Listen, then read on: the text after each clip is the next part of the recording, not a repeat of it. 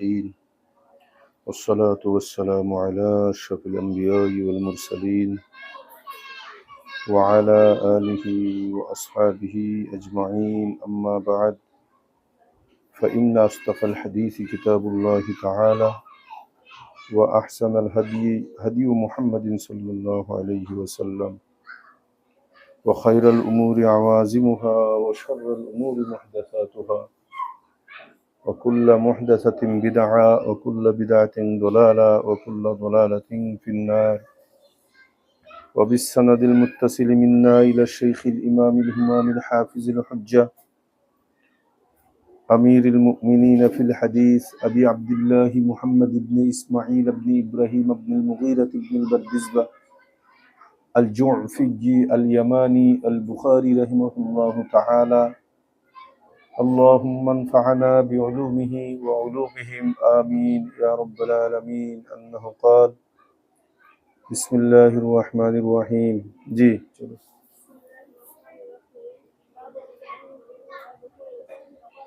জাহলি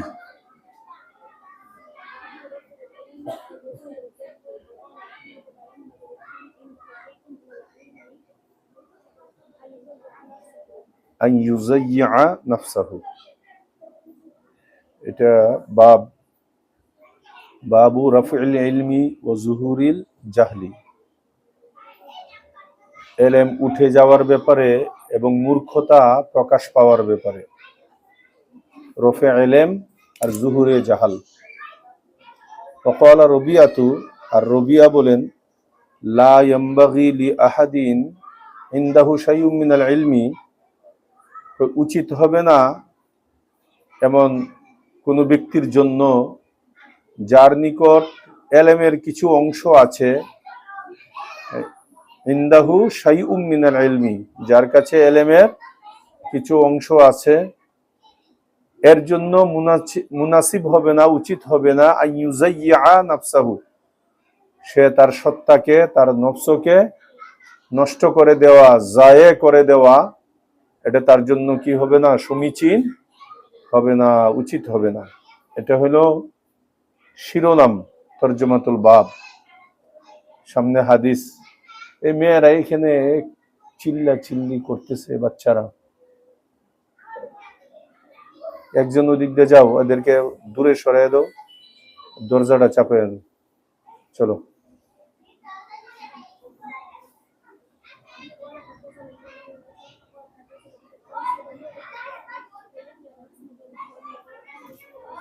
সাল্লাল্লাহু আলাইহি ওয়াসাল্লাম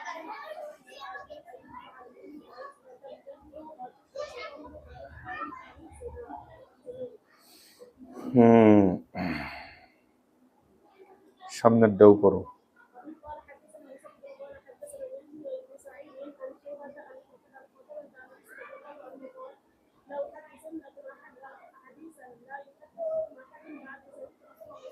সাল্লাল্লাহু আলাইহি ওয়াসাল্লাম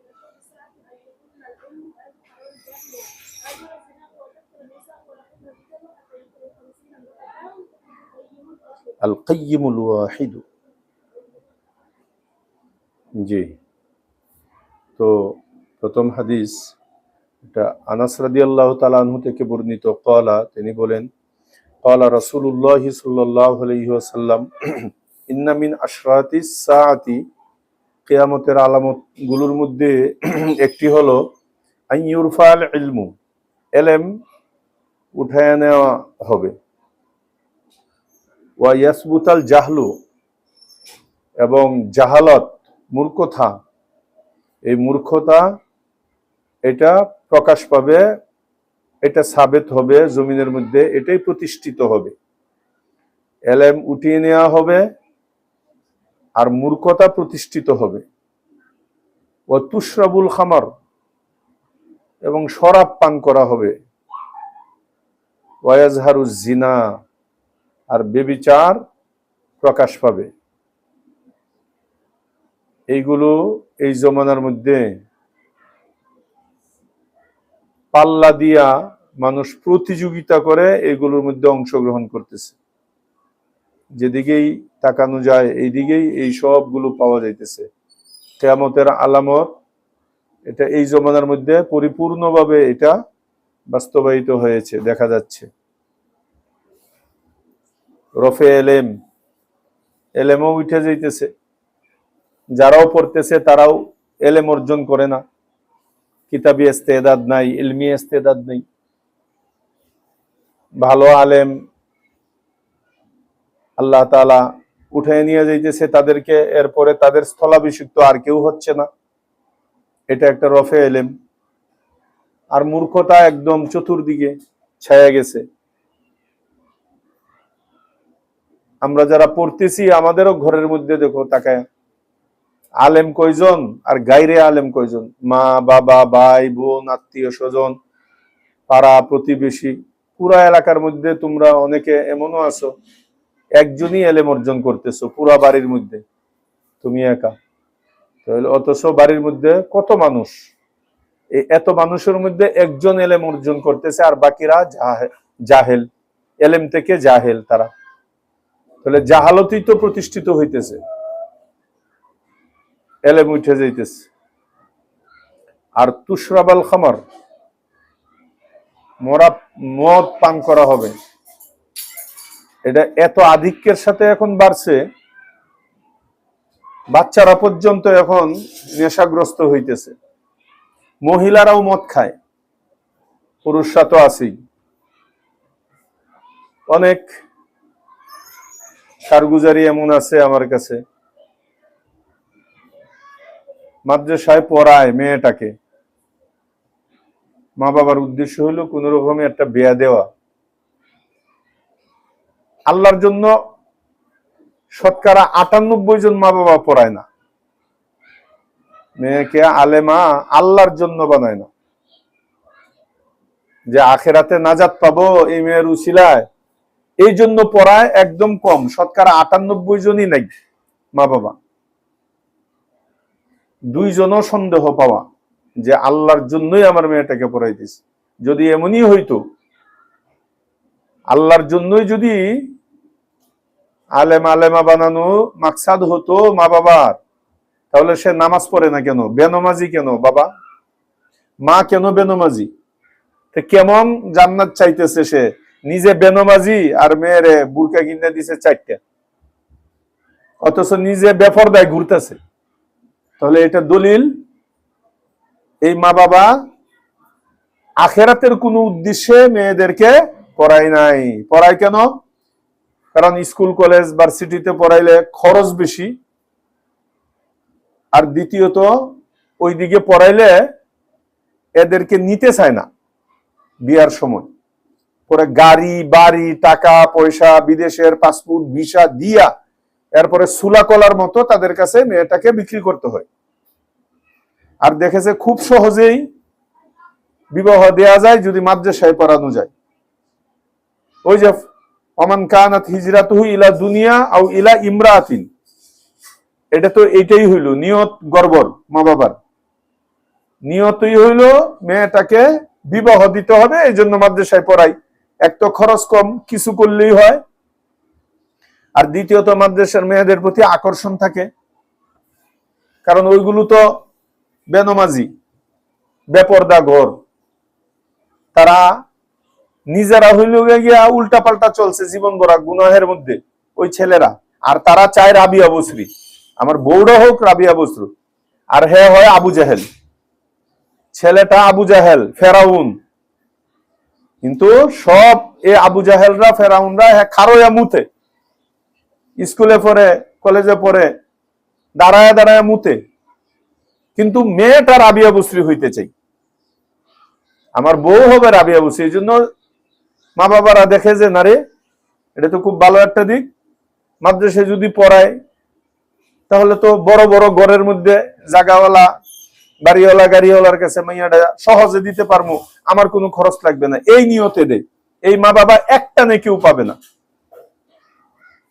ইন্নামাল আমালুর মধ্যে পড়ছো নি, ওমান কানাত হিজরাতুহু ইলা দুনিয়া আও ইলা ইমরাতিন, তাহলে সে যে কারণে যে নিয়তে দিছে সে তো ওইটাই পাইবে, এর বাড়তি তো আর পাবে না। কারণ ইন্নামাল আমালু বিন্নিয়াত, আল্লাহ ফায়সালা করবেন কি কি দেখে? নিয়ত দেখে। পরে যেটা ঘটনা যেটা বলতেছিলাম, আমার কাছে অনেক কারগুজারি আছে, যেটা বলতেছিলাম, আমরা অনেক বুঝাই মা বাবাকে, মেয়েদেরকেও বুঝাই, বলি যে দিনদার ছাড়া, আলেম উলামা ছাড়া বিবাহ বসবা না। এত কষ্ট কইরা দাওরা পর্যন্ত পড়ছো, কিন্তু মা বাবা এমন খাড়াইশ, এমন আবু জাহেল, এমন ফেরাউন মা বাবা। বুখারি পড়ায় মেয়েটাকে, কুরআন হাদিস পড়াইছে, একটা বেনমাজি, দাড়ি চাচা, ফাসেক, ফুজ্জার, গুনাগার, এই সমস্ত নাস্তিক, মদখুর, গাঁজাখুর, ইয়াবাখুর, বাবাখুর, এইগুলোর হাতে তোমাদেরকে উঠাইয়া দেয়। এই মা বাবারে আল্লাহ তাআলা ফাঁসিতে লটকাইবে মরার পরে। এই মা বাবারে আমার কাছে অনেক দলিল আছে। কি করে মা বাবা দেখে যে ছেলের জায়গা কতটুকু আছে, গড় আছে কিনা। একদম কাছেই, এইখানের কাছে, স্ট্যান্ডের কাছেই 6 তলা বিল্ডিং দেখা এক ছাত্রীকে বিবাহ দিছে। আমারই ছাত্রী। আমি তো বারবার নসিহত করছি যে গরিব করে দেন, সমস্যা নাই, কিন্তু নামাজি যেন হয়। মসজিদে একটা খাদেম হোক, সমস্যা নাই, মুয়াজ্জিন হোক, ছোট্ট মসজিদের ইমাম হোক, মক্তব পড়াক, তবুও দিনের সাথে লেগে আছে এমন একটা ছেলের কাছে দেন। না, তারা 6 তলা বিল্ডিং দেখছে, এটা নগদ খবর তোমাদেরকে বলতেছি। 6 তলা বিল্ডিং, সিমেন্টের ব্যবসা, ওরে বাবা, বড় লোক। ওরে আল্লাহ, বিয়া দেওয়ার কয়েকদিন পরেই বাবা যাইয়া এমন কান্না আমার কাছে, হুজুর কথা শুনি নাই, হুজুর সর্বনাশ, একটাই মেয়ে, সর্বনাশ করে ফেলাইছি। কি হইলো? এই জায়গা জমি দেখে দিছিলাম, টাকা পয়সা, এখন প্রতিদিন ছেলে নেশা কইরা পেট ভইরা মদ খায়া আয়া রাত্রে আইসে আমার মেয়েটারে প্রত্যেকদিন চুলে দইরা এমন লাথি, এমন মাইর, চৌকির নিচে ফালায়া পারা, যতক্ষণ পর্যন্ত নেশা থাকে মারতেই থাকে। এখন মেয়ে তো হুজুর ওই ঘর করবে না। পরে বাসায় নিয়ে গেছে গা মেয়েরে, আবার মুরব্বীরা আইসা নিছে, ওয়াদা করছে, তওবা করছে, এমন আর করবো না। মদ খুরকি কখনো মদ ছাড়ে নাকি জীবনে? নেশা খুরকি নেশা কখনো ছাড়ে নাকি? মরার আগ পর্যন্ত ছাড়বে না। এদের তওবা হইলো বিড়ালের তওবা। বিড়ালের যখন গলার মধ্যে কাটা বাঁধে, সাথে সাথে তওবা করে যে এইবারের মতো আল্লাহ মাফ করে দাও, কাটাটা যদি ভিতরে যায়, বের হয়ে যায়, আর জীবনে কাটা খাবো না। কাটাটা দূর হওয়ার সাথে সাথে আবার বিড়াল বলে, আর এটা তো কাটা দূর করার জন্য শুধু বলছিলাম, এখন কাটা খাবো না, তে খাবো কি? ঠিক নেশাখুররা এমন। এরপরে দিছে, পরে পেটের মধ্যে বাচ্চা আসছে, এই বাচ্চা সহ পেটের মধ্যে লাগতে, এরপরে মারে। এটা এক দুইটা ঘটনা না, এটা হাজার হাজার ঘটনা। যত জায়গায় বেনমাজির কাছে এই মাদ্রাসার মেয়েদেরকে মা বাবা দুনিয়া দেখিয়া বিবাহ দিছে, সব মেয়েরা অশান্তিতে আছে, একটা মেয়েও শান্তিতে নেই। 100-র মধ্যে একটাও না, একটাও না। যে মেয়েরা, যে বাবারা বিদেশি দেখিয়া বিয়ে দেয়, টাকা পাইব, যে বাবারা বাড়ি দেখে বিয়ে দেয়, 6 তলা বিল্ডিং, এরপরে কয় পাখি জায়গা আছে, এইগুলো দেখিয়া যারা বিয়ে দেয়, এদের মতো কষ্ট একটা ফকিরও করে না। সারাটা জিন্দিগি লাত্তি গুতা আর মদখুর, আর মদের গন্ধ মুখের কাছেও যাইতে পারে না, কিন্তু কাছে তো যাইতে হয়। মনে রাখবা, এই কথাগুলো স্বর্ণাক্ষরে দিলের মধ্যে লিখে রাখবা। এই ভুলটা যারা করবা, অপেক্ষা করো। যে মা বাবা তোমাদের এই ভুলটা করবে, তুমিও অপেক্ষা করো। তোমাদেরকেও আমি এই কথাই বলতেছি। এরপরে এই ঘটনা তো ঘটলো, তার বাবা কিছুদিন আগে মারা গেছে। ওই যে মেয়েটার কথা বলতেছি, হ্যাঁ, বাবা মারা গেছে। ওই টেনশনে, মেয়ের টেনশনে বাবা মনে হয় হার্ট ফিল করছে, হার্ট ফিল কইরা মারা গেল। এখন মেয়েকে কে দেখবে? কান্দে আর দূরে, বাচ্চা হইছে, এখনো নেশা তো নেশাই। আর একটা মেয়ে আমার এখানে মেশকাত পড়ছে, দাওরা পড়ছে, এই সব দিদি তো না করি, সব কিন্তু না করলে কি হবো? মা বাবার উদ্দেশ্য হইল গিয়া ওই যে বিয়া দেওয়া, সব দিন নেশা করু। আর একটারে বিয়া দিছে তোমাদের ওই দিকে একটা খনিজ নগর আছে, বুঝছো?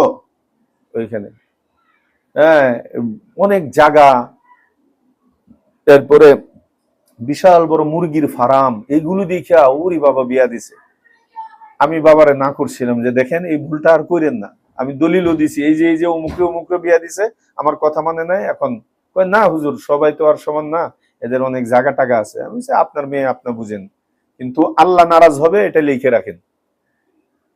ওরে আল্লাহ, যেই কথা সেই কাজ। কিছুদিন পরেই, বিবাহের কিছুদিন পরেই এই ছেলে নেশাখুর, নেশা তো সব করে এই দিক দিয়ে, সব যারাই মানে দিনী লাইনে নাই সব নেশাখুর। এটা একেবারে কায়দা কুল্লিয়া মনে রাখতে পারো, বুঝো নাই? যারা বিড়ি খায়, সিগারেট খায়, এরা ইয়াবাও খায়, বাবাও খায়, মদও খায়, গাঞ্জাও খায়। আর যারা এই লাইনে নাই ওরা তো বিড়ি সিগারেট খাবি। এদের মুখ পায়খানার থেকে আরো দুর্গন্ধ। বাথরুমে বৈশা থাকতে পারবা তুমি 10 মিনিট 20 মিনিট, কিন্তু একটা যারা বিড়ি খায়, সিগারেট খায়, মদ খায়, গাঁজা খায়, ইয়াবা খায়, হ্যাঁ, এদের কাছে তুমি 2 সেকেন্ড যাইলে বমি কইরা মইরে যাবে গা, কিন্তু এর সাথেই তোমার ঘর সংসার করতে হবে। কথা বুঝে আসছে? বাংলাদেশে একটা হুজুরও দেখাইতে পারবে না যে মদ খায়, গাঁজা খায়। তো হুজুরের প্রথম একটা পুরস্কারই তো এটা যে তুমি শান্তিতে তার সাথে বসবাস করতে পারবা। তো পরে আমার কথা নামাই নিয়ে দিছে, যে পরে কয়েকদিন পরেই ধরা খাইছে, পুলিশে ধরে নিছে, মানে নেশা সহ, এবং আরেকজনের হুন্ডা চুরি করছে, চুর। এখন আর এটা একেবারে আমার মাদ্রাসার পাশে মেয়ের বাড়িটা, মানে যে আমার এই পড়ছে। এখন তো বাবাও মুখ দেখাইতে পারে না এলাকায়, আর মেয়ে তো ওই ঘরে যাবে না, কিন্তু যাবে না বললে তো আর হবে না। ব্যাস, এরকম শত শত দলিল তোমাদেরকে দেখাইতে পারবো। এই জন্য বলতেছি, এই বিবাহ মানুষের ডেলি হয় না, প্রত্যেক দিন হয় না, জীবনে একবার, তাই না? এটা এইখানে তুমি তাওয়াজু দেখাইও না। মা বাবা যদি মূর্খ থাকে, মূর্খ মানে বাংলা শিক্ষিতওয়ালাকে শিক্ষিত বলে না, এটাও মূর্খ। যার ভিতরে এলেম নাই সবাই মূর্খ, বুঝো নাই কথাটা? যাদের ভিতরে দিনী এলেম থাকবে না, নবী রাসূলের এলেম থাকবে না, আল্লাহ এবং আল্লাহ রাসূলের জ্ঞান যাদের ভিতরে নাই, সবাই কি মূর্খ, সব জাহেল। তোমার মা বাবা যদি এরকম জাহেল থাকে, আমি বকা দিতেছি না, তোমাদেরকে বুঝাইতেছি তোমাদের ভবিষ্যতের জন্য। যদি এমন মা বাবা তোমাদের থেকে থাকে যারা দিন বুঝে না এবং দিনের উপরে চলে না, ওরা যদি সিদ্ধান্ত নেয় তুমি বেটু দিবা, কারণ তোমার জীবন তোমার জীবন, বুঝো নাই কথাটা? মা বাবা আবেগে তোমাকে দিবে, কিন্তু মা বাবা কি তোমার সাথে ওইখানে বসবাস করবে? তাহলে মা বাবা একদিন আবেগে দিবে, কিন্তু মা বাবা তো লুভি। মা বাবা লুভি, মনে করছে আমার মেয়েটা বড় জায়গা দিলে সুখে থাকবে, বেশি টাকাওয়ালার কাছে দিলে সুখে থাকবে, ছেলে খারায়া মুতুক সমস্যা নাই, দাড়ি না থাকুক, নামাজ না পড়ুক। আর একটা দুকা তোমাদেরকে দিবে, এটা অগ্রিম বলে দেই, মা বাবা তোমাকে বুঝাইবে, আরে সব ঠিক হয়ে যাবে, তুই আলেমা না, তুই বুঝাইবি, ও গড্ডাকে একেবারে জান্নাতি বানাই লাইবি। ওরে বাবা, মাদ্রাসা থেকে নামাজ পড়া যায় না, বুঝে নেই কথাটা? আবার বেনমাজির গড়ে যায় তুমি তাদেরকে ঠিক করবা, টিভিওয়ালা গড়ে, উল্টা পাল্টা গড়ে, নর্তুকি মার্কা গড়ে, গুনাহের ফাসেক ফুজ্জারের গড়ে যায় তুমি তাদেরকে ঠিক করবা। এটা একটা ধোঁকা মা বাবা দিবে, তোমরা মনে রাখো। এটা তোমাদেরকে বুঝাইবে, মা আরে তুই জায়গা ঠিক করবি সবাই রে, তোমরাই তো বাসায় গেলে নামাজ পড়ো না, আবার তোমরা কেমনে বেনামাজিরা রে নামাজি বানাবা? এত আল্লাহওয়ালা কি তোমরা হয়ে গেছো? রাবিয়া বসরি হয়ে গেছো, আয়সা সিদ্দিকা হয়ে গেছো, ফাতেমা হয়ে গেছো? তাহলে কিভাবে কোন, অথচ যে মা বাবা তোমাকে বলবে ওই মা বাবাও নামাজ পড়ে না, বুঝো না কথাটা? আর তোমার উপরে এমন কনফিডেন্স, মানে তুমি যা ওইটাকে একটা আব্দুল কাদের জিলানির ঘর বানায় লাইবা। আর একটা তো হলে কারগুজারি বলি, ও আমার এখানে কুদুরি পর্যন্ত পড়ছে, পরে হেমায়তপুর আছে না, চিনো? ওই হেমায়তপুরে বিয়া দিছে, ছেলে দাড়ি চাচা, নামাজ পড়ে না, আরে খুব প্রশংসা করতেছে, ছেলেটা একেবারে লাখের মধ্যে একটা। ভালো কথা দেয় না আপনাদের ভাইয়া, কিন্তু আমি তো সব সময় না করি নামাজি কিনা, দাঁড়িয়ে আছে কিনা, ইসলামী পোশাক আছে কিনা, না হুজুর ঠিক হয়ে যাবো সব বলে মাইয়া জায়গা ঠিক করব। পরে কয়েকদিন পরে আমার বাচ্চার মা বলতেছে, শুনছো কি, অমুক, নাম বলবো না, অমুক বুরকা ছাড়া এদিক দিয়ে হুন্ডায় জামাই ঘুরাইতেছে তাদের। এখন একেবারে চুল ছাইরে দিয়া বাস পাঙ্কু সাজাইয়া মানুষকে দেখাইতেছে, অথচ হ্যাঁ এই কুদুরি হেদায়া পর্যন্ত পড়ছে। তুমি জায়গায় ঠিক করবা। পাগলের প্রলাপ এটা। তো ওই মা বাবা এই কথা তোমাদেরকে বলবে যে না সব ঠিক হয়ে যাবে, মা তুই যা, তোর কি খারাপ চাই, তোর ভালো চাই। তো তখন হাদিসটা শুনে দিবা। আল্লাহ রাসূল সাল্লাল্লাহু আলাইহি ওয়াসাল্লামের চেয়ে আপনারা বেশি বুঝেন। নবীজি বলছেন ফাসফার বিজাতি দিন, টাকা পয়সা যদি নাও থাকে, দিনদারি যদি থাকে, তাকে নিয়ে কামিয়াব হওয়ার জন্য বলছি আল্লাহ রাসূল সাল্লাল্লাহু আলাইহি ওয়াসাল্লাম। তার উপরে আল্লাহ রাসূল সাল্লাল্লাহু আলাইহি ওয়াসাল্লামের নেক দুয়া আছে। আর যদি তুনকাহুল মারআতু লিআরবাইন লিমালিহা ওয়ালি জামালিহা ওয়ালি হাসাবিহা, যদি ওই সমস্ত জিনিস, মাল, ধন, সম্পদ, বংশ টংশ, এগুলো দেখে যদি বিবাহ শাদী করানো হয়, তাহলে তারিবাত ইয়াদাক, আল্লাহ রাসূল বলছেন যে ধুলাই দূষরিত হোক, মানে তুমি হালাক হয়ে যাও, ধ্বংস হয়ে যাও। এই যে ধ্বংস হইতেছে মেয়েরা, যারা আল্লাহ এবং আল্লাহ রাসূলের কালাম পইরা এই টাকার জন্য খারা ইয়েমুত নেওয়ালাদের কাছে বিয়া দেয় মা বাবা, আর মেয়েটাও সাদরে গ্রহণ করে যে ওইনে গেলে হুন্ডাই ঘুরতে পারবো চুল সাইরা। এই চুল সিরিয়া তোমার টাইনা সিরবে মদ খাই আয়া, লাইতে আইবে প্রত্যেক দিন। এটার জন্য প্রস্তুত থাকো। যদি কেউ এই কথা আমার না মানো, একেবারে দিলের মধ্যে লিখে রাখো, যদি দিনদার গড়ে বিবাহ না হও, তাহলে তুমিও মরার আগ পর্যন্ত লাত্তি খাওয়ার জন্য, কিল গুতা খাওয়ার জন্য, মায়ের খাওয়ার জন্য, অথবা তালাক প্রাপ্ত হওয়ার জন্য প্রস্তুত থাকবা। আর এই মদ খুররা 100 বার তালাক দেয় ডেলি। মদ খায়া নেশা হয়, আয়া বউরে মা ডাকে, বুঝেছে মার কিলাইবে তো কিলাইবেই, এরপরে মন যা চায় বলতে থাকে, তালাক তালাক বলতে থাকে। তালাক বললে কিন্তু তালাক হয়ে গেছে গা। এরপরে ঘর সংসার করলে এগুলো জিনা হবে, বেবিচার হবে। এই জন্য এই যে হাদিসের মধ্যে আসে তাজহারু জিনা, জিনা প্রকাশ পাবে। এখন এই যে মূর্খ বলছিলাম না, মানে যার কাছে মাসলার জ্ঞান নাই, কুরআন হাদিসের জ্ঞান নাই, সব কি মূর্খ। এরা তালাক দিতেছে, আবার কয় তওবা তওবা তওবা, 3 বার তওবা তওবা তওবা, বাস হালাল হয়ে গেছে গা। পরে আবার বাচ্চা হইতেছে এদের ঘর থেকে। বলো তো দেখি তোমরা যতটুকু লেখাপড়া করছো, এই বাচ্চাটা হালাল জাদা না হারাম জাদা? হারামজাদা। এমন হারামজাদা তুমি আশপাশে তাকায় দেখো, তোমাদের বাড়ির অথবা বাড়ির ভিতরেই সমাজে হাজার হাজার হারামজাদা জন্ম নিতেছে। এই জন্য ওদের উলামায়ে কেরাম ভালো লাগে না, হুজুর ভালো লাগে না, কুরআন হাদিস ভালো লাগে না, কারণ রক্ত তো হারামজাদার রক্ত। এইগুলো ভরে যাইতেছে। আর এগুলো হচ্ছে কেন? ওই মা বাবার অতি লোভের কারণে। টাকা পয়সা দেখা দেয়। মনে রাখবা, টাকা পয়সায় কখনো শান্তি আনে না। তুমি ডাল দেয়া খাও, আলু ভর্তা দিয়ে খাও, কিন্তু দিনী পরিবেশ যদি থাকে, তোমার ঘরটা জান্নাতি ঘর। আর তোমার যদি 20 তলা বিল্ডিং এর মধ্যে বিবাহ দেয়, একেবারে প্রাইভেট কার আছে, ঘর বাড়ি ভরা, দেখবা তোমারে ছাড়াও তোমার জামাইয়ের আরো 12টা মাইয়া আছে, 12টা গার্লফ্রেন্ড আছে, তোমারে থইয়া কই যাইতেছে, আর তুমি খালি চোখের পানি ফালাইবা, আর দেখার মতো কেউ থাকবে না। আর নেশা কইরা তোমারে মারবে, আর ওরারে লইয়া ফুর্তি করবে। আমি কিন্তু বানায় বলতেছি না একটাও, সবগুলো বাস্তব বলতেছি।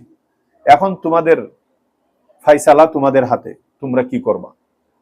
বলতে পারো যে তাহলে বেয়াদবি হবে না মা বাবা না করলে? না না, এটা বেয়াদবি হবে না। ফিকহের মধ্যে পড়ছো না, বালেগ এবং বালেগা তারা নিজে খিয়ার, তার মধ্যে ইখতিয়ার আছে। হেদায়া সালেসে পড়ছো খিয়ারের শর্ত। এরপরে হেদায়া সানির মধ্যে কিতাবুন নিকার মধ্যে পড়ছো, যারা বালেগা হয়ে যায়, ছোট কালেও যদি মা বাবা তাদের বিবাহ পড়াইয়া দেয়। আছে না অনেক মা বাবা কুলের মধ্যে জামাই বউ বানায় লাই, আমার মেয়েটা তরে দিলাম, আমার ছেলের জন্য তোর মেয়েটাকে আনলাম, অথচ 2-3 বছর বয়স বিবাহ হয়ে যায়। এরপরে ফেকার মধ্যে কি পড়ছো, এই মেয়েটা এবং এই ছেলেটা যেদিন বালেগ হবে তখন তাদের খিয়ার থাকবে। বুঝাইছে কথাটা? যদি পছন্দ না হয় চিন্তা করো, শরীয়ত কি সুন্দর ফাইসালা দিছে। যদি দেখে যে না এই ছেলের সাথে আমার চলবে না, অথবা মেয়ে দেখে যে ছেলের সাথে চলবে না, ছেলেও দেখে মেয়ের সাথে চলবে না, তাহলে শরীয়ত বলে ঠিক আছে, তোমাদের জন্য কি আছে? খিয়ার আছে, ইখতিয়ার আছে। এখন তো তোমরা বুঝমান হয়েছো, বালেগ বালেগা হয়েছো, তোমাদের সিদ্ধান্ত তোমরা নাও। যদি বলে না আমি বিয়ে করব না, সেও যদি বিয়ে বসবো না, 1 লাখ মা বাবা আইসাও এই বিবাহ টিকাইতে পারবে না। বুঝো না এই কথাটা? মাসলা পড়ছো নি এটা?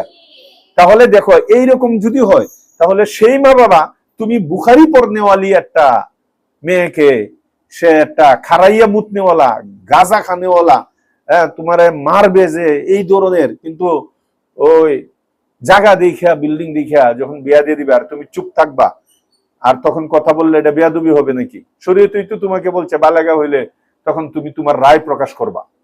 কথা বুঝে নাই? আর এখন তো অনেক বয়স হয়েছে, তোমরা এখন দাওরা পড়ো, তো অবশ্যই তোমার মত এখানে। কারণ আগেই বলছি, তোমার ঘরের মধ্যে তোমার মা যাবে না যখন সে নেশা কইরা তোমারে মারবে। হ্যাঁ, আর বদ্দিনদের কাছ থেকে কখনো সুখ পাবা না, এটা মনে রাখবে। কারণ তার কাছে তো আল্লাহর ভয় নাই, তার কাছে আল্লাহ এবং আল্লাহ রাসূলের এলেম নাই, জ্ঞান নাই। হ্যাঁ, তোমাকে কি সম্মান করবে? আল্লাহকেই তো সম্মান করে না, নবীকেই তো ইজ্জত করে না, নবীর তরিকা মানে না, তোমাকে কি ইজ্জত দিবে? কথা বুঝে আসছে নাকি? এই জন্য মা বাবা বললে তখন সরাসরি যদি না বলো, বাবির দ্বারা, অন্য বড়র দ্বারা, যে মা বাবা, বাবাকে বলবা, মাকে বলবা এখানে আমি বিয়ে করবো না, জুরাজুরি যেতে না করে। আমি দিনদার ছাড়া, দাড়িওয়ালা ছাড়া এবং আলেম ছাড়া, কমপক্ষে দিনের লাইনে আছে তাবলিগ করে, হ্যাঁ কথা কথা বুঝছো না, এই লাইন ছাড়া আমি বসবো না। এটা একেবারে পরিষ্কার কথা। 5 ওয়াক্ত নামাজি ছাড়া হবে না। অনেক আছে আদা মুসলমান, নামাজ পড়ে মাঝে মাঝে পড়ে, মাঝে এইগুলো টিকে না, এইগুলো উপরে গিয়ে নেশা করে। কথা বুঝাইছে? এত কষ্ট করে তোমরা আলেমা হচ্ছ, আল্লাহ এই পর্যন্ত আনছে, এটাকে বেহুরমতি করো না, এটাকে জায়ে করে দিও না। এই যে রবিয়াতুর রায়, দেখো তোমাদের সাথে কি মিলাটা মিলছে। রবিয়াতুর রায় উনি কি বলছেন? উনি বলছেন, এই যে দেখো, ওয়াকালা রবিয়াতু লা ইয়ামবাগি লি আহাদিন, পাইছো তরজমাতুল বাবের মধ্যে, লা ইয়ামবাগি লি আহাদিন, কাহারও জন্য সমীচীন হবে না, এটা উচিত হবে না, আদৌ ঠিক হবে না কি, যে ইনদাহু শাইউম মিনাল ইলমি, তার কাছে কিঞ্চিত মাত্রও যদি এলেম থাকে, চিন্তা কইরো কথাটা, তাহলে তার জন্য মুঠেই জায়েজ হবে না, মুঠেই সমীচীন হবে না, মুঠেই ঠিক হবে না কি, আইয়ুজাইয়া নাফসাহু, তার নফসটাকে সে হালাক করে দেওয়াটা, নষ্ট করে দেওয়া। বুঝো না এই কথাটা? তোমরা তো শাইউম মিনাল ইলমি না, আল্লাহ অনেক কিতাব পড়াইছে, এই এর দূর আল্লাহ তাআলা তোমাদেরকে এনেছে। তাহলে এই যে রবিয়া রাদিয়াল্লাহু রাহমাতুল্লাহ আলাইহি, উনার কথাটার উপরেও যদি তুমি আমল করো, তাহলে আইয়ুজাইয়া নাফসাহু, তুমি যদি বেনমাজির কাছে যাও, তাহলে তুমি তো নিজের নফসটাকে জায়া করে দিলা, নষ্ট করে দিলা, তো কথা মানলা না তুমি, তাহলে তোমার নষ্টই হবে, সন্তানটিও খারাপ হবে। কথা বুঝো নাই? নিজেও জাহান্নামের আগুনে সারা জিন্দেগি দগ্ধ হবা, জ্বলতে থাকবা আর কাঁদতে থাকবা। তখন তোমার মা কিন্তু চোখের পানি মুছাইতে যাবে না, তোমার বাবা যাবে না, তখন বলবে সরি, বুঝতে পারি নাই। এই শরীর দ্বারা কি এই সুহু সেজদা হয়? বিয়ার কি এটা নামাজের মতো যে ভুল হইছে, আচ্ছা সুহু সেজদা দিলাম আবার নামাজ হয়ে গেল, এটা কি এরকম? এই জন্য এই সরি যাতে না বলতে হয়, তারা তো মূর্খ, তারা তো জাহেল, তারা কিচ্ছু জানে না। তোমাদেরকে তো আল্লাহ কিঞ্চিত হইলে এলেম দান করছে, সুতরাং তোমরা তোমাদের এলেম দ্বারা মা বাবাকে বুঝাবা যে এই ব্যাপারে আপনারা আমাদেরকে ইয়াও করবেন না, মানে জুরাজুরি করবেন না, আপনারা আরো তালাশ করেন, দিনদার না হওয়া পর্যন্ত। আমরা এত বছর অপেক্ষা করছি, আরো অপেক্ষা করব, দিনদার না পাওয়া পর্যন্ত আমরা যাব না। কারণ এটা একদিনের না, এটা খেলা না, ছেলে খেলা না, সারাটা জিন্দিগি যে ঘরে বসবাস করতে হবে। ওই লোকটা যদি দিনদার না হয়, বেনমাজি হয়, বেনমাজি যে আল্লাহরে ভয় করে না, সে তোমাকে কি সম্মান করবে? এর দ্বারা কখনো শান্তি পাওয়া যাবে না। আর হাদিসের মধ্যে কি পড়ছো? আল ফারকু বাইনাল মুসলিমি ওয়াল কুফরি তারকুস সালাহ, আও কামা ক্বালা আলাইহিস সালাম। কাফের আর মুসলমানের মধ্যে পার্থক্যই হলো নামাজ পড়া এবং না পড়া। পড়ো নাই, হাদিস শুনো নাই এরকম জীবনে? তাহলে যে বেনমাজির কাছে তোমাকে দিতেছে সে তো কাফের, আল্লাহ রাসূল বলেছেন কাফের। কথা বুঝে নাই? এক ওয়াক্ত নামাজ না পড়ার কারণে 2,88,00,000 বছর রেহে জাহান্নামী হইতেছে। এমন বেনমাজির কাছে তুমি একটা মাদ্রাসার ছাত্রী, এবং ছাত্রী না শুধু আলেমা, তোমাকে দিচ্ছে, তোমাদের তো ঘৃণাও থাকার দরকার, ঘৃণা থাকার দরকার, ভিতরে একটা পায়খানার মতো এদেরকে ঘৃণা করার দরকার। কি দেখে দিতেছে? বিল্ডিং, বিল্ডিং কয়দিন লাগবে? বিল্ডিং একটা অসুখ হইলে আল্লাহ তাআলা 1 সপ্তাহে নামায় লাইতে পারবে, জায়গা জমি বিল্ডিং বাক্কার ফকির বানায় লাইতে পারবে। এই জন্য এই কথাগুলো খুব গুরুত্বপূর্ণ কথা, এগুলো দিলের মধ্যে গাইতে রাখো। এবং যে মানবা সেও দেখো তোমার ভবিষ্যৎ, আর যে মানবা না এই ধরনের লোকের কাছে তোমার মা বাবা বিবাহ দিবে, তোমরাও দেখো তোমাদের ভবিষ্যৎ। পরে মনে করো আমার কথা, যে যখন নাকি বেনমাজির কাছে যাইবা, আর মনে রাখবা বেনমাজি তোমাকে মারবেই, বেনমাজি তোমাকে অশ্রদ্ধা করবেই, বেনমাজি নেশা করবেই, যারা আলেম উলামা হবে না। এত বড় আলেমের দরকার নাই, কমপক্ষে দিনের উপরে আছে, লিবাসটা সুন্নতি লিবাস, দাঁড়িয়ে আছে, নামাজ পড়ে পাঁচ ওয়াক্ত, হোক একটা পাঞ্জাগানার ইমাম, হোক মুয়াজ্জিন, হোক মক্তব পড়ানেওয়ালা, তবুও তো দিনদার। এদের কাছ থেকে যে সন্তানগুলো হবে এগুলো দেখবা আলেম হবে, হাফেজ হবে, মুফতি মুহাদ্দিস হবে। আর বদ্দিনের কাছে যাইবা, তুমি একা কুলাইতে পারবা না, ওরা দিবে ওই খ্রিস্টানদের শিক্ষায়। কথা বুঝে আসছে? অনেকের হয়তো তোমাদের ঠিকও হয়ে রয়েছে বিয়া, অথবা নিজেরাও পছন্দ করছো কিনা তা তো জানি না। এখন তো তোমাদের হুশ নাই, বেহুশ কোম্পানি। কিন্তু হুশ আসবে যখন কিল এবং মদ খাইয়া মুখের কাছে যখন আইবে, আর পায়খানার থেকে আরো গন্ধ করবে মুখগুলো, তখন বুঝবা যে কার কাছে বিয়ে বইছো। এই কথাগুলো যদিও কাঁচা কাঁচা, কিন্তু বলার দরকার ছিল, এই জন্য বলে দিলাম তোমাদেরকে, শুনাইয়া দিলাম কথাগুলো। মনে রাখতে পারলে দেখবা কি ফায়দা, আমল করতে পারলে দেখবা কি ফায়দা। এই জন্য এই ব্যাপারে কোনো নমনীয়তা করবা না, কারণ তোমার মা বাবা আল্লাহ তাআলা যতদিন হায়াত দিছে থাকবে, ওরা তো একদিন চলে যাবে। বুঝে নাই কথাটা? এরা মুরব্বী হইছে, আরো মুরব্বী হবে, তখন তুমি তো তোমার সংসার করবা, তখন কি মা থাকবে না বাবা থাকবে তোমার কাছে? আর থাকলেই কি তারা কি তোমার কোনো হেল্প করতে পারবে শ্বশুর বাড়িতে? তো তুমি কেন এই খারাপ একটা সিদ্ধান্ত নিবা? কখনো দিনদার ছাড়া বিবাহ বসবা না। এইটা একটা তোমরা আন্দোলন শুরু করো। আন্দোলন বলতে মানে মিছিল মিটিং না, মানে ভদ্রতার সাথে তাদেরকে বুঝাইবা যে আপনারা এই ব্যাপারে চিন্তাই করবেন না, কখনো না। আমাদের জায়গা না হলেও চলবে, গড় না হলেও চলবে, জামাই যদি আমাদেরকে জঙ্গলায় রাখে সমস্যা নেই, আল্লাহ তাআলা এই জঙ্গলের মধ্যে মঙ্গল দিবে। আর যদি বদ্দিন হয় আর আপনি অট্টালিকার মধ্যে দেন, তাহলে এইখানে জাহান্নাম থাকবে। এই অট্টালিকার এক একটা ইট থেকে আগুন বের হবে, আগুন। কথা বুঝে আইছে? আগুন বের হবে, আগুন তোমাদেরকে চাকরানির মতো রাখবে। এই জন্য এই প্রসঙ্গে কথাগুলো এসে গেছে, এই জন্য বলে দিলাম। কই থেকে গেল কথাটা? ওয়াজহারুজ জিনা না, ওয়াজহারুজ জিনা, ও তুসাবুল খামার, এখান থেকে কথা বের হয়েছে না, যে নেশা করবে, মদ খাবে। মদ এখন একেবারে অ্যাভেলেবেল হয়ে গেছে। যারা হুজুর না দেখবা সবটি মদ খুরু, এক এক দিক দিয়ে এক একটা, হয়তো বিড়ি সিগারেট থেকে শুরু করে বাস পরে বাবা মদ গাঁজা সব খাইতেছে। ও তুসাবুল খামার, এবং মদ পান করা হবে, এটা কিয়ামতের আলামত। ওয়াজহারুজ জিনা, এবং জিনা প্রকাশ পাবে। যারা দিনদার না দেখবা তোমারে থইয়া আরো 10টা-15টার সাথে ঘুরে, তখন তুমি খালি চায়া চায়া দেখবা, সব টের পাইবা, কিন্তু বলার কিছু নেই। বলার কি, তোমারে খালি অপশন হিসাবে রাখছে আর কি, বাচ্চার জন্য, কিন্তু সে ফুর্তি করবে আরো অন্যদের সাথে। এই জন্য এদের কোনো বিকল্প নেই। আমি কিন্তু বুঝে বলতেছি, দেখে বলতেছি। কথা বুঝে আসছে? তোমাদেরও হয়তো অনেকের কাছে এগুলোর আইডিয়া আছে, দেখতেছো, চোখ কান খোলা আছে, তোমরা তো আর ছোট বাচ্চা না। তো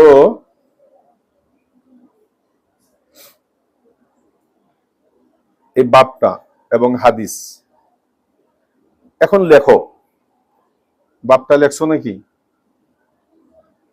এই বাপটা তার পূর্ববর্তী বাবের সাথে রপ্ত কি, মুনাসাবাত কি? তার পূর্ববর্তী বাবের মধ্যে আলেম এবং মুআল্লিমের, মানে তালিম তাআল্লুমের ফজিলতের বর্ণনা ছিল। এর আগে বাবগুলোর মধ্যে কিসের বর্ণনা ছিল? তালিম তাআল্লুমের, এলেম শিখা এবং শিখানোর ফজিলত সম্পর্কে কি ছিল? বয়ান ছিল। এবং এলেম অর্জন করার জন্য তারগিব দেওয়া হয়েছিল আগে, হাদিসের মধ্যে উদ্বুদ্ধ করা হয়েছে যে তোমরা এলেম অর্জন করো। কথা বুঝে নাই? আর এই বাপটা যেটা এখন পড়লা তোমরা, এই বাপটা তার আগের বাবের এটা পরিপূর্ণতা, তাকমিলা। আগের বাবের কি তাকমিলা, এটা আগের বাবের পরিপূরক। এটা মানে এই বাপ দ্বারা বুঝাইতে চাচ্ছে যে এলেম অত্যন্ত জরুরি একটা জিনিস। এলেম কি অত্যন্ত প্রয়োজনীয় একটা জিনিস। যদি এই তালিম এলেমের চর্চা বন্ধ হয়ে যায়, এই মাদ্রাসাগুলো এলেমের চর্চা যদি বন্ধ হয়ে যায়, তাহলে এলেমও উঠে যাবে। কারণ এলেম উঠবে না তো কি হবে? এলেম শিখানোর যদি জায়গা না থাকে, মাদ্রাসা না থাকে, তাহলে তো এলেম উঠেই যাবে। এলেম শিখবে কোথায় থেকে? বুঝো না কথাটা? আর এলেম যখন উঠে যাবে, তখন জাহালত এবং মূর্খতা প্রাধান্য পাবে জমিনের মধ্যে। এমনিই তো মূর্খতা ভরা। দেখো তোমার ঘরের মধ্যে তুমি একজন শুধু এলেম শিখতেছো, আর বাকি তোমরা 5টা বাড়ির মধ্যে দেখো কত মানুষ, 10টা বাড়ির মধ্যে কত মানুষ, এরকম 100টা বাড়ির মধ্যে কত মানুষ, শত শত মানুষ, গ্রামের মধ্যে হাজার হাজার মানুষ, কিন্তু তালাশ করে দেখবা আলেম একজন বা দুইজন, আলেমা একজন বা দুইজন। তাহলে বলো আলেম আলেমার সংখ্যা বেশি না জাহেলদের সংখ্যা বেশি? জাহেলদের। তো এই জন্য এই এলেমের চর্চা, তালিম তাআল্লুমের চর্চা যদি বন্ধ হয়ে যায়, তাহলে ক্ষতি কি কি হবে? এলেম উঠে যাবে, এটা 1 নাম্বার। আর 2 নাম্বার হলো জাহালতের প্রাধান্যতা পাবে জমিনের মধ্যে। এরপরে যদি জমিনে জাহালত বাড়তে থাকে, তাহলে দুনিয়ার কোনো একটা কাজ সঠিকভাবে নিয়মতান্ত্রিকভাবে কোনো একটা কাজ হবে না, ইন্তেজাম হবে না। আর দুনিয়ার যে নিজাম, দুনিয়ার যে রুটিন, এই সব উলট পালট হয়ে যাবে। আবার ওই আইয়ামে জাহিলিয়াত ফিরত আসবে, আবার সেই বর্বর যুগ ফিরত আসবে। কথা বুঝো নাই? শুধু খালি কি করলে? এলেম যদি চর্চা বন্ধ হয়ে যায়। আর যখন এলেম থাকবে না, তখন আলেমও তো থাকবে না। বুঝো নাই কথাটা? এলেমের চর্চা না থাকলে আলেম কই থেকে? আলেমের কি কোনো ফ্যাক্টরি আছে আলাদা, যে ওই ফ্যাক্টরির মেশিনের ভিতরে মানুষ ঢুকাইলে বাদে আলেম হইয়া বের হবে? আলেম আলেমা হওয়ার ফ্যাক্টরি তো মাদ্রাসাই। এই মাদ্রাসার চর্চা যখন বন্ধ হবে, এলেমের চর্চা বন্ধ হবে। এলেমের চর্চা বন্ধ হবে, আলেম আলেমা হওয়ারও চর্চা কি হয়ে যাবে? খতম হয়ে যাবে। তাহলে এর দ্বারা কি বোঝা যাচ্ছে? যে আর হাদিস শরীফে আসছে, যখন নাকি আলেম উঠে যাবে, এলেমও উঠে যাবে, তখন আলামও উঠে যাবে। আলাম একটা হচ্ছে আলেম, আর একটা আলাম। আলাম মানে দুনিয়া। বুঝে নেই কথাটা? আলাম মানে কি? আলামের বহু বচন আলামুনা, আলামিনা, আলহামদুলিল্লাহি রাব্বিল আলামিন।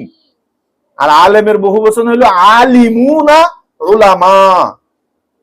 তাহলে যখন এলেমের চর্চা উঠে যাবে, তাহলে কি এই পুরা আলামটাও খতম হয়ে যাবে। আল্লাহ বিশ্ব ভূমণ্ডলকেও কি করে দিবেন? শেষ করে দিবেন। তাহলে বুঝা গেল ওই পৃথিবীটাকেও বাকি রাখার জন্য এলেমের চর্চা বাকি রাখা জরুরি। পৃথিবী টিকে থাকার জন্য হ্যাঁ, এলেমের চর্চা এটা কি জরুরি। তাহলে এই বাবের দ্বারা কি বুঝাচ্ছে? এলেম যে কত জরুরি এটা বুঝাচ্ছে। তাহলে আগের বাবের দ্বারা কি এলেমের ফজিলত বুঝাইছে। এই তোমরা লিখতেছো নাকি? টুকটাক লিখতেই থাকবা যে কথাগুলো বলতেছি, রপ্ত দেখাইতেছি, এগুলো পরীক্ষায়ও আসে। তাহলে আগের বাবের মধ্যে এলেমের ফজিলতের আলোচনা, আর এখানে এলেম যে কত জরুরি দরকারি একটা জিনিস, এর আলোচনা। তো এর দ্বারা তরজমাতুল বাবের মাকসাদও কি হয়ে গেল? স্পষ্ট হয়ে গেল যে এই তরজমাতুল বাবের মাকসাদটা যে কি, যে তাহসিলে এলেমের উপরে মানুষকে কি করা? তারগীব দেওয়া, উদ্বুদ্ধ করা, যেন এইগুলো শুনে, এইগুলো বুঝে মানুষ কি করে? বাচ্চাদেরকে আলেম আলেমা বানায়, নিজেরাও এলেম শিখে। এই তারগীবও এখান থেকে এসেছে, বুঝে আসে। এই হাদিসে বাব দ্বারা এটাই স্পষ্ট যে এলেম উঠে যাওয়া, এই যে হাদিসের মধ্যে তোমাদেরকে শুনাইলাম, এটা কিয়ামতের একটা আলামত। করছো না? মিন আশরাতিস সাআ, কিয়ামতের আলামত হইল কি? এলেম উঠে নিয়ে যাওয়া। এই জন্য তালিম এবং তাআল্লুমের সিলসিলা, শিখন এবং শিখানোর সিলসিলাটা জারি রাখা কি জরুরি, এটা অত্যাবশ্যকীয়। তো এরপরে হাদিস, ক্বালা রাসূলুল্লাহ সাল্লাল্লাহু আলাইহি ওয়াসাল্লাম ইন্না মিন আশরাতিস সাআতি আন ইউরফাআল ইলম। কিয়ামতের আলামত হলো কি? এলেমকে উঠায় নিয়ে যাওয়া, ওয়াসবুতুল জাহলু, এবং মূর্খতা জমিনের মধ্যে কি স্থান পাওয়া, সাবেত হওয়া, ও তুশরাবুল খামারু, এবং কিয়ামতের আরেকটি আলামত হলো কি শরাব পান করা হবে, ওয়াজহারু জিনা, আর জিনা প্রকাশ পাবে। জিনা এখন ব্যাপক হয়ে গেছে গা, বিয়াটা কঠিন হয়ে গেছে, জিনা সহজ হয়ে গেছে। একটা বাবা তার মেয়েকে বিবাহ দিতে জায়গা জমি বিক্রি করতে হয়, কত কিছু, অথচ বিয়া সবচেয়ে সহজ একটা আমল। আল্লাহ রাসূল সাল্লাল্লাহু আলাইহি ওয়াসাল্লাম ইরশাদ করেছেন যে সবচেয়ে বরকতময় বিবাহ হইল আইসারুহু মাউনা, যে বিবাহের মধ্যে সবচেয়ে কম খরচ হবে, সবচেয়ে কম খরচ হবে। মাউনার অর্থ খরচ, বিবাহ শাদীর খরচও আছে, মাউনার অর্থ মোহর কম হওয়া, এটাও আছে। আজকাল করে কি 10 লাখ, 15 লাখ, 20 লাখ, 20 লাখ 1 টাকা, 10 লাখ 1 টাকা এরকম মোহর ধরে দেওয়ার নিয়ত নেই। ওরা বুঝে, জামাই বুঝে যে ধরুক, যত ধরে সমস্যা তো নেই। আর গার্ডিয়ানরা, মেয়ের গার্ডিয়ানরা বেশি ধরে কেন? যাতে তালাক না দেয়। আরে যারে তালাক দিব তখন রাগ যখন উঠবে 20 লাখ আর 40 লাখ তখন আর মাথায় থাকে না। কথা বুঝে আসছে? আর যাকে দিবে না ওকে 10 দিরহাম মোহর দ্বারাও বিবাহ করলে সারা জীবন জান্নাতের মতো ফ্যামিলি হইয়া তারা বসবাস করবে। মোহরের সাথে, মোহর কম বেশির সাথে বিবাহ টিকা না টিকার কিনা সম্পর্ক না। বিবাহ টিকা এবং না টিকার সম্পর্ক হলো দিনদার হওয়া না হওয়ার উপরে। কথা বুঝে আসছে? তো এই জন্য বলতেছে হ্যাঁ, ওয়াজহারুজ জিনা, এই বেবিচার এটা প্রকাশ পাবে, এটাও একটা কিয়ামতের আলামত।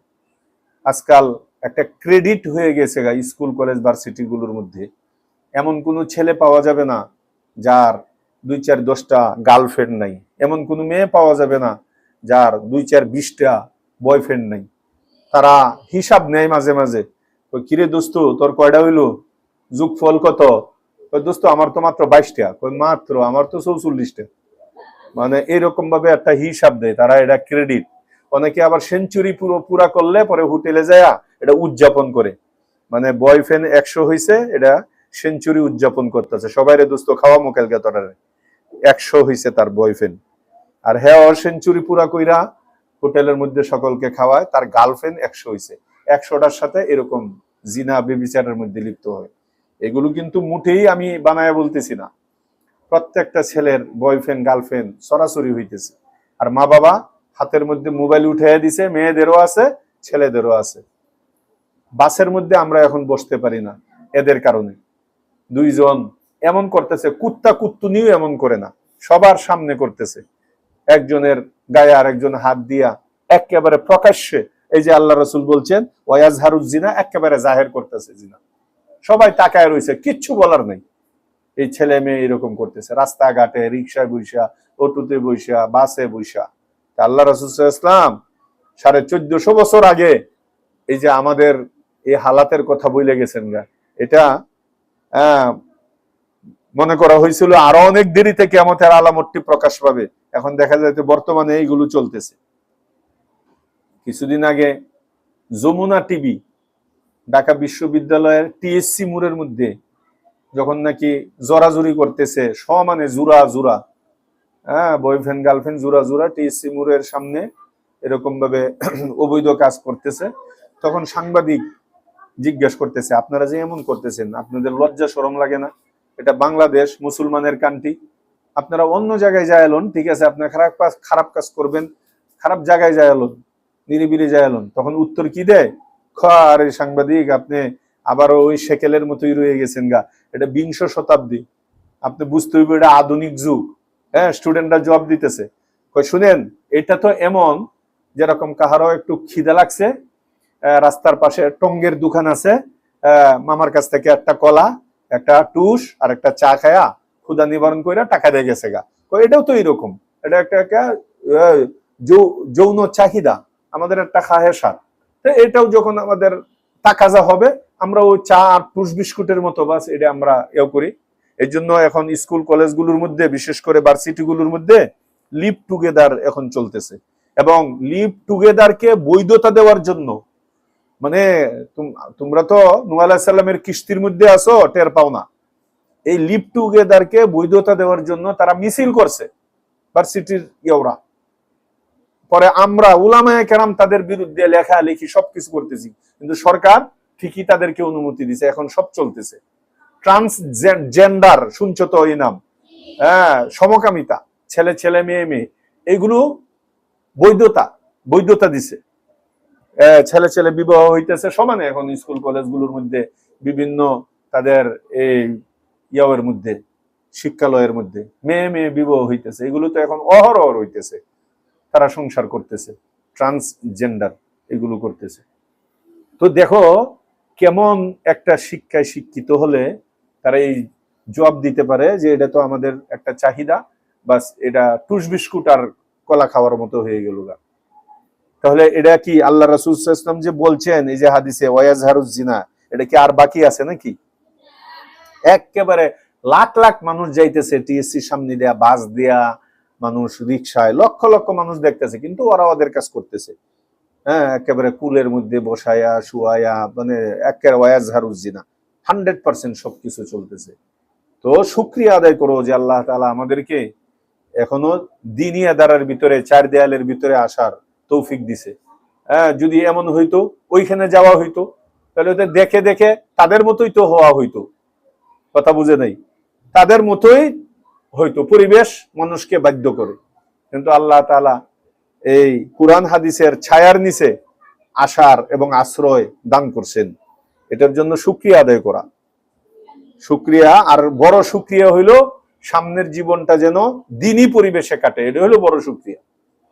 এই জন্য বলছি যে মা বাবাকে আগে থেকেই এইগুলো বইলে দেওয়া, কাহারো মাধ্যমে হলেও। এই জন্য কিয়ামতের আলামতের কয়েকটা আলামতের মধ্যে তুশরাবুল খামরু ওয়ায়াজহারু জিনা, বেবিচার প্রকাশ পাবে, জাহের হবে। দ্বিতীয় হাদিস, এই হাদিস আন আনাস রাদিয়াল্লাহু তাআলা আনহু, হযরত আনাস রাদিয়াল্লাহু তাআলা আনহু থেকে قال, উনি বসরার মধ্যে থাকতেন। আনাস রাদিয়াল্লাহু তাআলা আনহু কোথায় থাকতেন?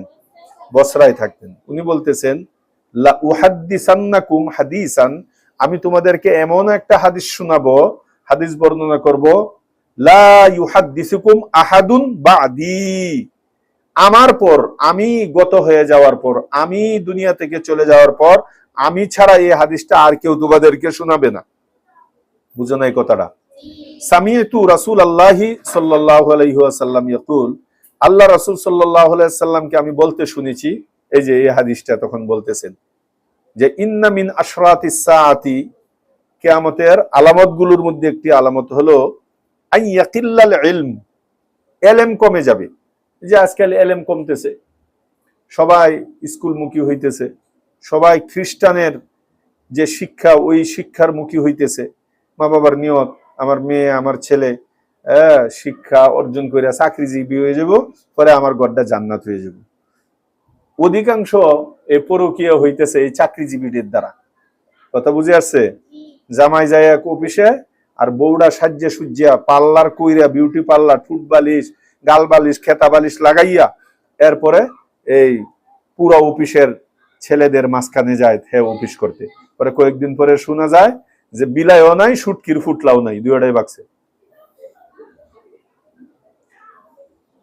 কিছুদিন পরে পরেই তারা অফিসের কাজের কথা কইয়া, জামাইও এমন বলদ, অফিসের কাজের কথা কইয়া বউ বলে যে আমাদের অফিসের মেজর কাজ জমা হয়েছে, আমাদের 4 দিনের ট্যুর আছে। আরে বাবা, ইংলিশ কয়, 4 দিনের ট্যুর আছে। এই কথা কইয়া, অফিসের কথা কইয়া কক্সবাজার এই অফিসের লোকগুলোর সাথে, বয়ফ্রেন্ড এদের সাথে জায়গা থাকে তুকিয়া আসে। এই যে এই ইয়াকিল্লুল ইলম, ইলম কমে যাবে। কিয়ামতের আলামত একটা কি? ইলম কমে যাবে। ওয়ায়াজহারাল জাহলু, এবং মূর্খতা প্রকাশ পাবে। ওয়ায়াজহারাজ জিনা, আর জিনা প্রকাশ পাবে। আর একটা বলতেছে ওয়া তাকসুরা আন-নিসাউ, এবং মহিলার সংখ্যা বেড়ে যাবে, মহিলার সংখ্যা বেড়ে যাবে। ওয়া ইয়াকিল্লার রিজালু, আর পুরুষের সংখ্যা মহিলার তুলনায় কমবে। কত কমবে জানো? শুনলে টাসকি লেগে যাবে তোমাদের। এখন তো বলে যে অর্ধেকের বেশি হইল মহিলা, তাই না? কিন্তু এইখানে আল্লাহ রাসূল কি বলতেছেন, মহিলার সংখ্যা এত বাড়বে হাত্তা ইয়াকুনা লিখামসিনা ইমরাআতান আল কাইয়ুমুল ওয়াহিদু, 50 জন মহিলার বাটে একজন দায়িত্বশীল পুরুষ করবে। বুঝেই নেই, কথা বুঝে নেই। 4 জনে একজন না 50 জনের মধ্যে একজন? মহিলা হবে কয়জন? 50 জন। এর বাটে দায়িত্বশীল ঘর সামলানেওয়ালা পুরুষ থাকবে কয়জন? একজন। এত সংখ্যা বাড়বে মহিলাদের। তো এটা হলো গিয়া হাদিসের তরজমা। এই হাদিসের মধ্যে তোমরা একটা নাম বারবার শুনেছ, হযরত রবিয়া। উনার হালাতটা পরীক্ষায় আসে, এটা লেখো। রবিয়া রাদিয়াল্লাহু তাআলা আনহু একজন মাশহুর একজন লোক। উনার হালাত সম্পর্কে পরীক্ষায় জিজ্ঞাসা করে, দেখবা গাইডের মধ্যে, প্রশ্নের মধ্যে উনার জীবনী কোথাও না কোথাও আসে। এই জন্য তোমরাও লেখো। কার জীবনী? হযরত রবিয়া রাদিয়াল্লাহু তাআলা আনহু। আল্লামা আইনি রহমতুল্লাহি আলাই, বদরুদ্দিন আইনি রহমতুল্লাহ আলাই, উনি বলেন রবিয়া উনি মাশহুর একজন, যাকে রবিয়াতুর রাই বলা হয়, তিনি এই রবিয়া। উনাকে কি বলা হয়? রবিয়াতুর রাই। হ্যাঁ, উনি প্রসিদ্ধ ওই রবিয়াতুর রাই। উনার আসলে নাম হইল আবু উসমান। উনার নাম কি? আবু উসমান। যা বলি সাথে লিখে ফেলবা। এবং উনার ভাগ্যে ছিল উনি কিছু সাহাবায়ে কেরামের সাথে এবং বড় বড় তাবিঈনের সাথে উনার সাক্ষাৎ করার তৌফিক হয়েছে। উনি সাহাবীদের সাথেও সাক্ষাৎ করেছেন এবং বড় বড় তাবিঈনদের সাথেও কি করেছেন? মুলাকাত করেছেন। সবচেয়ে বড় যে জিনিসটা, উনি ইমাম মালিক রহমতুল্লাহ আলাইহির শায়েখ ছিলেন। বড় বড় 4 ইমামের মধ্যে একজন ইমাম মালিক রহমতুল্লাহ আলাইহি আছেন না, উনার কি ছিলেন? উস্তাদ ছিলেন, শায়েখ ছিলেন। লিখতেছো নাকি? উনি তাবিঈ ছিলেন। রবিয়া কি ছিলেন? তাবিঈ ছিলেন। আর উনার পিতার নাম হইল ফাররুখ, ফারা ওয়াও খা, ফাররুখ। উনাকে নিয়ে একটা ঘটনা, ছোট্ট একটা ঘটনা, 2-1 মিনিটের, এটা খুব মনোযোগ দিয়ে লেখো। ঘটনাটাও পরীক্ষায় লিখতে হবে যদি আসে। এই রবিয়া নাম দুইটা এখন মনে রাখো। ছেলের নাম রবিয়াতুর রাই আর বাবার নাম হইল ফাররুখ। এই দুইটা তো মনে থাকবে। এবার লিখতে থাকো। এই ফাররুখ উনি খুরাসান নামক জায়গার মধ্যে বনি উমাইয়া শাসন আমলে, কার শাসন আমলে? বনি উমাইয়ার শাসন আমলে উনি সেনাবাহিনীতে যোগ দিয়া যুদ্ধের জন্য, জিহাদের জন্য ওইখানে গেছেন, খুরাসানে গেছেন। আর রবিয়া ওই সময় মার পেটের মধ্যে ছিলেন। কথা কি বুঝতেছো নাকি? রবিয়া কোথায় ছিলেন? মায়ের পেটের মধ্যে ছিলেন। রবিয়ার বাবা এই যে ফাররুখ যাওয়ার সময়, জিহাদে যাওয়ার সময় তার বিবির কাছে 30,000 দিনার দিয়ে গেছেন। কত হাজার? 30,000 দিনার কাকে বলে? স্বর্ণ মুদ্রা। আর রূপা বলা, কি বলা হয়? দিরহাম বলা হয় রৌপ্য মুদ্রা। এটা হলো স্বর্ণ মুদ্রা আর একটা রৌপ্য মুদ্রা। তো যাওয়ার পরে 27 বছর চলে গেছে, বাড়িতে আসেন নাই। চিন্তা করা যায় কত বছর? 27 বছর পর যখন নাকি তিনি আসলেন, অনেক লম্বা আলোচনা, ওইগুলো আর বলতেছি না। মোটা মোটা জিনিসটা যেটা তোমার পরীক্ষার দরকার এটা লেখাইতেছি। 27 বছর পর যখন আসলেন, ঘোড়ার মধ্যে সোয়ার হয়ে আসছেন, হাতের মধ্যে নেজা ছিল, যুদ্ধের নেজা। তো উনি নিজের ঘরের মধ্যে পৌঁছা ঘোড়া থেকে নামলেন আর দরজার মধ্যে পাও দিয়ে আওয়াজ করলেন। পাও দিয়া কটকট কটকট করে কি করলেন? আওয়াজ করলেন। আওয়াজ করার সাথে সাথেই রবিয়া, রবিয়া কি বাপেরে দেখছে নাকি? বাবা যখন ফাররুখ জেহাদে যায়, রবিয়া কোথায় ছিল? এই যে ভুলে গেছে গা সবাই, কোথায় ছিল? মায়ের পেটে। তো বাবা যখন নাকি, এখন তো আর চিনে না, এখন তো ভিন্ন লোক, দুইজন দুইজনের জন্য। ঘরের মধ্যে আয়সা যখন পায়ে আওয়াজ দিলেন, তখন রবিয়া বের হইছে। বের হয়ে দেখে আয় হায়, বাড়ির ভিতরে কোথায় থেকে না কোথায় থেকে একটা লোক বুড়া থেকে নাইমিয়া আমার দরজার মধ্যে খটখটাইতেছে। ওনার মিজাজ গেছে গরম হইয়া। কার? রবিয়ার। কারণ এই গড্ডা তো রবিয়ার, বুঝেন এই কথাটা? রবিয়ার, রবিয়ার মা বাড়ির ভিতরে শুধু। এই ঘরের মধ্যে হঠাৎ করে কোয়া নাই বুলা নাই, একটা অপরিচিত একটা মানুষ আয়সা দরজার মধ্যে কি করছে? নক করছে। তখন রবিয়া দরজা খুইলেই যখন উনাকে দেখতে পাইলো, তখন বলতেছে, ইয়া আদুওয়াল্লাহ আনতা দাখালতা আলা হারামি। ইয়া আদুওয়াল্লাহ, হে আল্লাহর দুশমন। দেখছো? আনতা দাখালতা আলা হারামি, তুমি আমার এই নির্দিষ্ট জায়গার মধ্যে, হারাম মানে যেখানে নাকি ঢুকা হারাম অনুমতি ছাড়া, মানে নিজস্ব, হ্যাঁ, সিকিউরিটি যে জায়গাটা থাকে, বুঝে আসছে কথাটা? নিজস্ব ঘর, যে তুমি আমার এখানে প্রবেশ করলা। তো উনি যখন ফররুখ এই কথা বললেন, তো ফররুখ জবাবের মধ্যে বলছে, এ আল্লাহর দুশমন আমি না, তুই আল্লাহর দুশমন।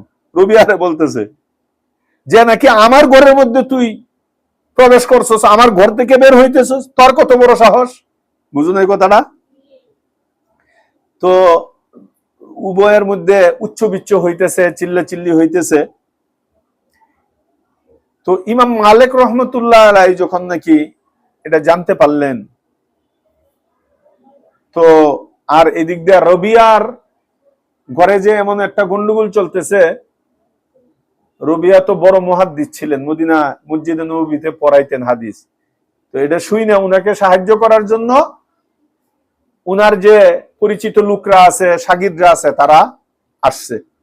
কথা বুঝো নাই? কারণ ফররুখ তো একা, আর রবিয়া তো এখানেই বড় হয়েছে মদিনায় ছোটকাল থেকে, তার তো অনেক লোক আছে, তাই না? তো ইমাম মালিক রহমতুল্লাহ আলাইহি যখন আসলেন, ওনাকে দেখিয়া চুপ হয়ে গেছে গা। এর আগে তারা উচ্চ বিচ্ছ করতেছে, আর একজন আরেকজনকে বলতেছে, লা ফারাকতুকা, আমি তোরে ছাড়বো না, দেখে দিমু। লা ফারাকতুকা, আমি তোকে ছাড়বো না, দেখে দিমু। এই বেটাও ছেলেকে বলতেছে, ছেলেও বেটাকে বলতেছে। এখন তো বেটা আর ছেলেই, তাই না?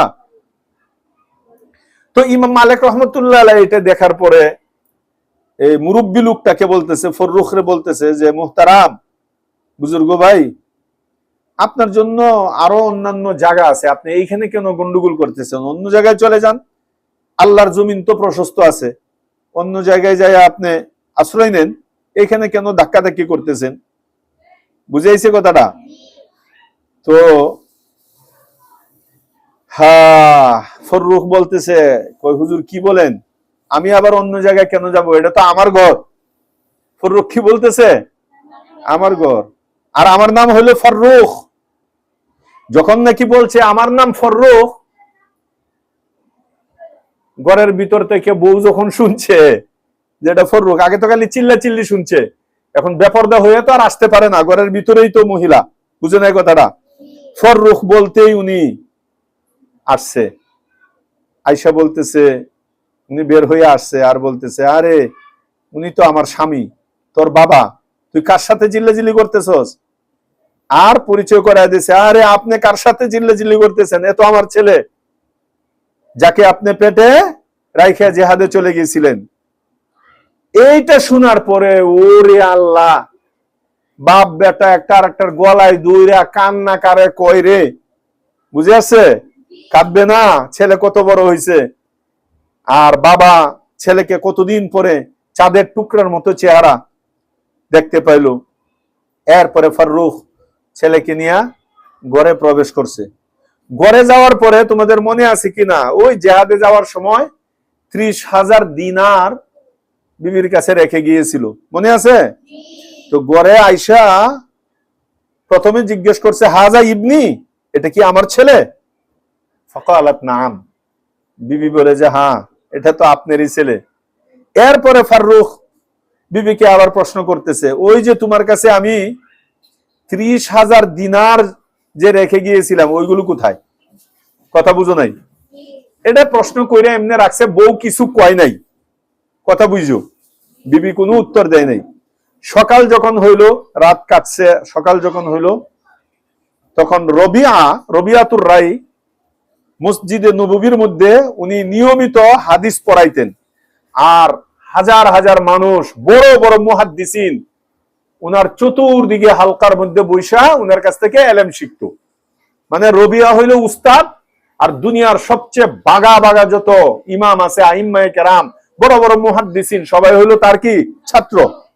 তো ফজরের পরে রবিয়া নামাজ টামাজ পড়াইয়া, বাবা কিন্তু এখনো জানে না ছেলে কি করে, কি করছে, বুঝুন এই কথাটা। ফজরের পরে যখন এই রবিয়া তার হালকার মধ্যে বসছে, দরসে বসছে, আর এই হালকার মধ্যে ছাত্র হইয়া বসছে ইমাম মালিক রহমতুল্লাহ আলাইহি। কথা বুঝো? উস্তাদ কেডা? রবিয়াতুর রায় হইল উস্তাদ, আর ছাত্র ইমাম মালিক রহমতুল্লাহ আলাইহি। উনার মতো এই ধরনের বড় বড় বাগা বাগা উলামায়ে কেরাম, বিশ্ব বরেণ্য উলামায়ে কেরামরা রবিয়াতুর রায়ের চতুর্দিকে ঘেরাও কইরা হালকায় বৈশা কি শিখতেছে? এলেম শিখতেছে, হাদিস শিখতেছে। এখন রবিয়ার মা উনার স্বামীকে বলতেছে, ফারুককে বলতেছে যে আপনি যান মসজিদে নববীর মধ্যে জায়গা নামাজ পড়ে আসেন। বুঝলেন এই কথাটা? কোথায় যায় নামাজ পড়ে আসেন? হ্যাঁ, মার তো মাকসাদ আছে, মানে খেলা একটা দেহামু আপনারে। আপনি যে কালকে আমারে প্রশ্ন করছিলেন 30,000 দিনার কি করছো, এই উত্তর মুখে দিমু না, খাতা কলমে দিমু। কথা বুঝো নাই? প্র্যাকটিক্যালে দিমু। এই জন্য বলছে যে আপনি মসজিদে নববীর মধ্যে নামাজ পড়ে আসেন। তো উনি নামাজ পড়ছে, মসজিদে নববীর নামাজের পরে দেখেছে বিশাল বড় এলেমের হালকা একটা। কথা বুঝে আসছে? কিন্তু একটু ছেলে ছেলের মতো লাগে। আর ছেলে করছে কি, তার মাথাটা নিচের দিকে ঝুঁকায় রাখছে যাতে চিনা না যায়। কথা বুঝো নাই? তখন উনার সন্দেহ হয়েছে যে এটা তো আমার ছেলের মতো লাগে দূর থেকে, বড় হালকা না, মানুষ ভরা, পিছন থেকে এত স্পষ্ট তো বোঝা যায় না, অনেক দূরে, বুঝো না? কিন্তু আর উনি রবিয়া কি করছেন, মুখটাকেও নিচু করে রাখছেন। তো উনি মানুষকে জিজ্ঞেস করে যে এই লোকটা কেটা, মান হাজা। ফররুখে মানুষকে জিজ্ঞেস করতেছে, এত বড় ইজ্জতওয়ালা, সম্মানওয়ালা, সারা দুনিয়ার মানুষ ইমাম মালিক রহমতুল্লাহ আলাইহির মতো লোক ছাত্র হইয়া যার আশেপাশে বসছে, যার কাছ থেকে এলেম অর্জন করতেছে, আহরণ করতেছে, এই লোকটা কে, এত বড় শায়েখটা কে ভাই? মানে উনি একজনকে জিগাইতেছে আর কি, বুঝুন এই কথাটা। ওই লোকটা বলতেছে, কয় হায় হায়, আপনি উনারে চিনেন না? আরে উনি রবিয়া। উনি কি? রবিয়া। আল্লাহু আকবার। এটা বলার পরে উনার তো হালাত অন্যরকম হয়ে গেছে, বুঝতেই তো পারতেছো। আগে তো উনি আর জানতেন না। এরপরে বলতেছে, আল্লাহ তাআলা আমার ছেলেকে এত উঁচা মর্যাদা আল্লাহ তাআলা দান করেছেন। বাবা খুশি হইয়া, ফররুখ খুশি হইয়া ঘরের মধ্যে আসছে। আয়েশা বিবিকে বলতেছে, আরে আমি তোমার ছেলেকে আজকে আল্লাহ রাসূল সাল্লাল্লাহু আলাইহি সাল্লামের মসজিদে নববীর মধ্যে এমন শান, এমন মান, এমন মর্যাদায় আমি দেখে এসেছি যে পুরা দুনিয়ার আহলে ইলম, পুরা দুনিয়ার ফুকায়ে কেরামের মধ্যে থেকে এই জমানায় এই মর্যাদায় আর কেউ এত মর্যাদা হাসিল করে নাই। আমার ছেলেকে আল্লাহ যে মর্যাদা দান করছে, এইটা খুশিতে যখন বলল, এখন রবিয়ার মা মানে উনার স্ত্রী, ফররুখের স্ত্রী, এবার বলতেছে, আচ্ছা শুনেন তাহলে, আমাকে যে কালকে প্রশ্ন করছিলেন 30,000 দিনার কোথায়, আচ্ছা আমি আপনাকে একটা প্রশ্ন করি, আপনার কি 30,000 দিনার বেশি পছন্দ, না এমন ছেলে, এই শানওয়ালা, মানওয়ালা, মর্যাদাওয়ালা ছেলে, এটা আপনার পছন্দ? কোনটা আপনি গ্রহণ করবেন বলেন? তখন উনি বলতেছে, আরে আর তুমি আমাকে লজ্জা দিও না, লা ওয়াল্লাহি, না না আল্লাহর কসম, বাল হাজা, বরং এই ছেলেই, এই মর্যাদাশীল ছেলে আমার কি পছন্দ। এইটাই আমার মানে জিন্দেগির সবচেয়ে বড় ট্রাম্প কার্ড।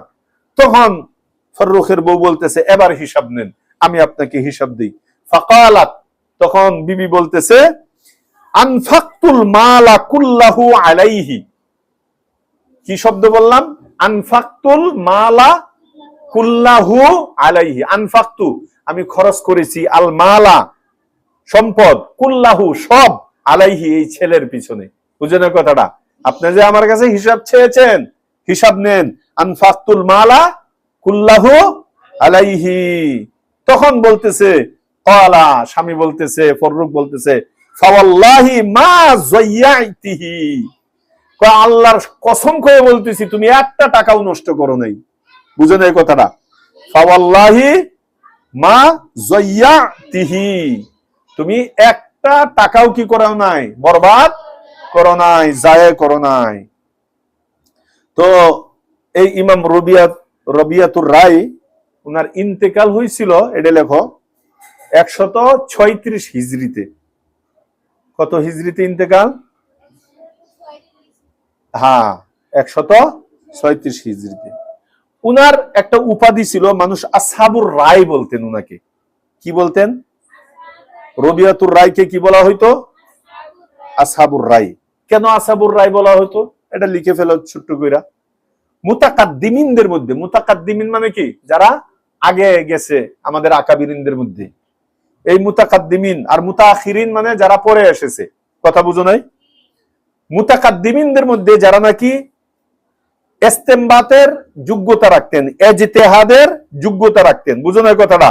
যাদের মধ্যে ইস্তেমবাত এবং ইজতিহাদ প্রাধান্য পাইতো, তাদেরকে মানুষে আসহাবুর রায় বলতো।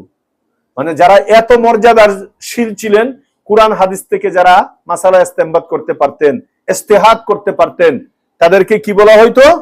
আসহাবুর রায় বলা হইতো। এই জন্য উনাকেও ওই মুতাকাদ্দিমিনদের জমানায়, সলফের জমানার মধ্যে কি বলে ডাকতো? আসহাবুর রায় বলে হইতো। দেখো, ওই একদম শুরু জমানা থেকেই, হুজুর সাল্লাল্লাহু আলাইহি ওয়াসাল্লামের সাহাবায়ে কেরামের জমানা থেকেই দুইটা জমাত আসতেছে, চলে আসতেছে। এক জমাতওয়ালা কি করে?